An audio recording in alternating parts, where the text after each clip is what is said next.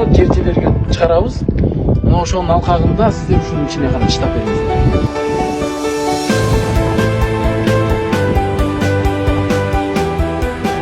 Ушуна кетет да. Мындай кыйшайып турпасына, мындай кыйшайып турпасына туурабы?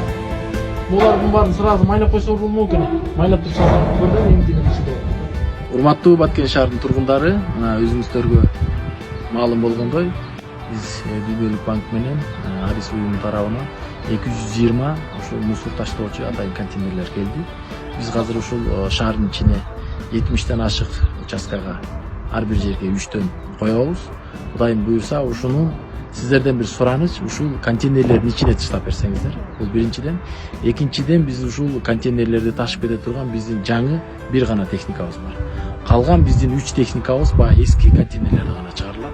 Ошол себептен биз шаардын ичине ушул контейнерлердин баардыгын коелу деп чечтик. Айыр жолу сураныч, өтүнүч, ушул тазалыкты сактап, контейнерлердин ичине чыдап берсеңиздер, сыртка чыдабасаңыздар.